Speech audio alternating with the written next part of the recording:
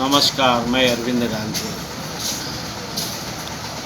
वर्तमान समय में भारत और चीन का सीमा विवाद चल रहा है और यह विवाद इस स्तर तक पहुंच गया है कि गलवान घाटी जो लद्दाख में है, वहां पर 20 हमारे सैनिक जो है शहीद हो गए हैं और काफ़ी संख्या में घायल भी हो गए हैं। लेकिन चीन के भी भारी संख्या में सैनिक हताहत हुए हैं, मारे गए हैं, घायल हैं, लेकिन वो अपना आंकड़ा नहीं दे रहा है। और समय समय पर चीन के साथ हमारा 1962 में 1967 में सैन्य संघर्ष भी हुआ है। लेकिन जो है आज जो स्थिति है वो एक बार फिर से जो है भयावह होती जा रही है और संघर्ष की स्थिति जो है बनती जा रही है।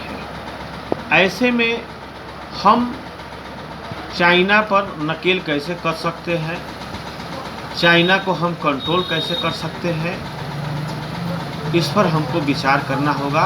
अब भारत सरकार को विशेष तौर पे सामरिक स्थिति के साथ साथ कूटनीतिक स्थिति के साथ साथ निम्नलिखित बिंदुओं पर भी विचार करना चाहिए, जो मैं बताने जा रहा हूँ। अगर हम इतिहास देखें तो 1951 में चीन ने तिब्बत पर जो है आक्रमण कर दिया एक तरीके से, और वह जो है तिब्बत को जो है कब्जे में ले लिया, जिसका सुरक्षा का जिम्मेदारी भारत पर था। और भारत जो है 1954 में चीन और भारत के बीच में एक पंचशील सिद्धांत हुआ। उस पंचशील सिद्धांत के तहत, समझौते के तहत, भारत को चीन की तिब्बत की राजधानी लहासा में अपने 2 वाणिज्यिक दूतावास खोलने के लिए, सैन्य टुकड़ी की तैनाती के लिए, व्यापार मंडियां चलाने के लिए, टेलीग्राफ तंत्र चलाने के लिए समझौते के तहत अधिकार दिया गया था। लेकिन आज तक चीन ने जो है उस समझौते का पालन नहीं किया। अब समय आ गया है कि इस समझौते के तहत जो अधिकार चीन पर भारत को था, उसका अंतर्राष्ट्रीय मंचों पर उठाए इसको, और उस समझौते को मानने के लिए जो है दबाव डाले। दूसरा, यह जानने की स्थिति में हम सभी लोग हैं कि अगर तिब्बत एक स्वतंत्र राज्य होता तो चीन जो है भारत पर सीधे कभी आक्रमण नहीं कर सकता।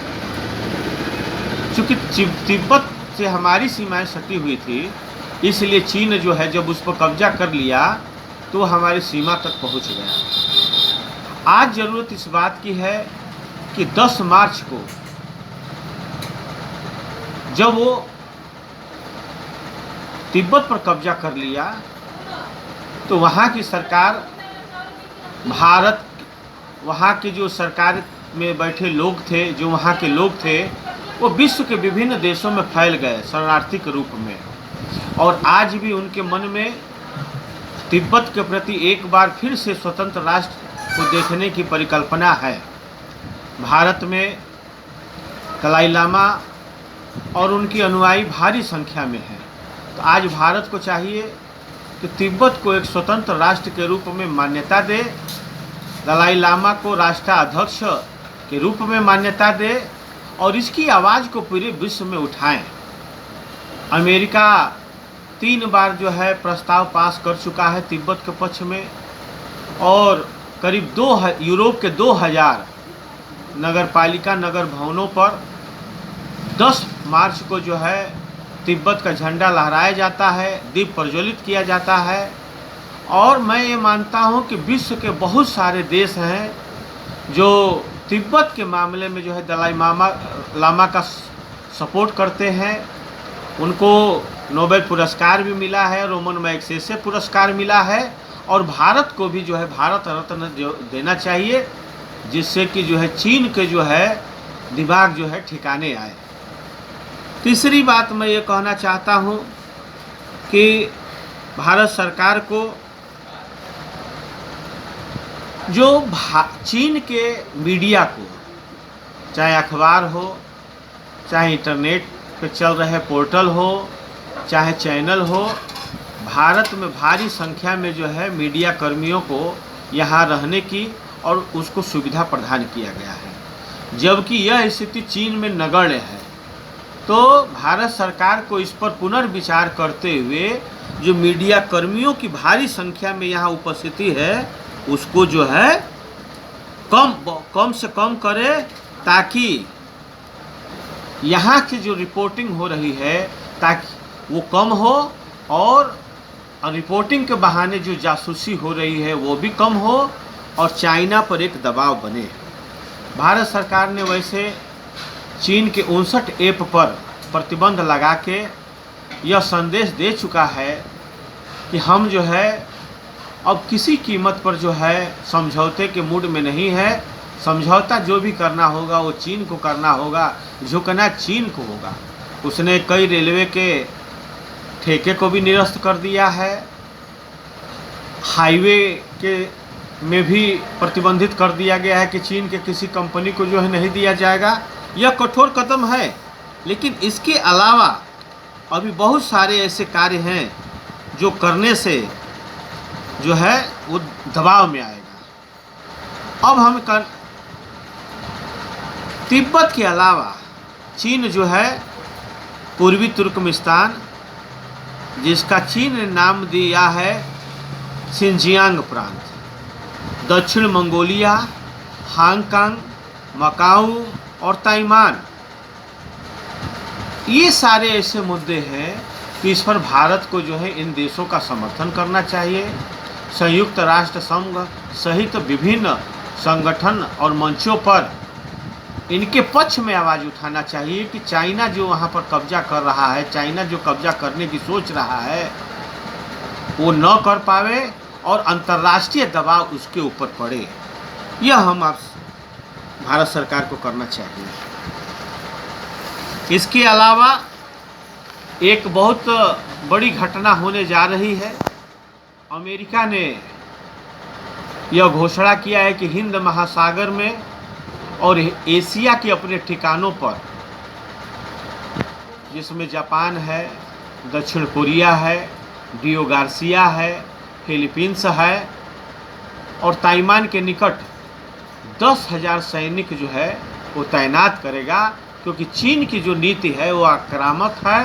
वह जो है अपने पड़ोसी देशों पर जो है दबाव बना के उसकी ज़मीनों को हड़पना चाहता है। इसको रोकने के लिए वो ऐसा कर रहा है। खासकर वह इस बात से नाराज़ है और बहुत सारे नाराज़ हैं देश कि दक्षिण चीन सागर में चीन जो है लोगों की आवाज़, अन्य देशों के जहाज़ों की आवाजाही को रोक रहा है। अगर हम हिंद महासागर में उसको रोक देते हैं तो निश्चय ही चीन की जो है बोलती बंद हो जाएगी। अब इस पर जो है भारत सहित विश्व की नज़र पड़ चुकी है। अब भारत को अपनी पूरी तैयारी के साथ हिंद महासागर में भी उतरना चाहिए। इसके अलावा अब तक 1954 में जब पंचशील समझौता हुआ चीन के साथ, तो हम चाइना वन पॉलिसी का समर्थन आंख बन के करते आए हैं। मैं वर्तमान सरकार से कहना चाहता हूं कि जो हुआ सो हुआ। अब जो है हम लोगों को आंख बंद करके वन चाइना पॉलिसी का जो है सिद्धांत जो है छोड़ देना चाहिए और उसका समर्थन जो है अब करना बंद कर देना चाहिए। चीन प्रायः जो है अपने पड़ोसी देशों के साथ दमनकारी नीति अपना रहा है, उसकी ज़मीनें हड़प रहा है, उस पर दबाव बना रहा है और देशों पर कब्जा करने का नियत भी बनाए हुए हैं। ऐसे में इन सारे मुद्दों को जो है अंतर्राष्ट्रीय मंचों पर उठाना ज़रूरी है और इसका लाभ ये होगा कि आज कोरोना वायरस के इस महामारी में पूरा विश्व यह संदेह रखता है चीन के प्रति कि चीन ने ही इस वायरस को छोड़ा और या लीक हुआ, लेकिन इस खबर को बहुत दिनों तक दबाए रखा, जिसके कारण पूरे विश्व में तबाही हुई। तो इन सारे देश जो नाराज़ है चीन के साथ, वो जो है भारत के साथ कदम में कदम सुर ताल मिला सकते हैं चाइना के खिलाफ। हमें अंतर्राष्ट्रीय मंच पर कूटनीतिक प्रयास तेज कर देने चाहिए। बहुत बहुत धन्यवाद।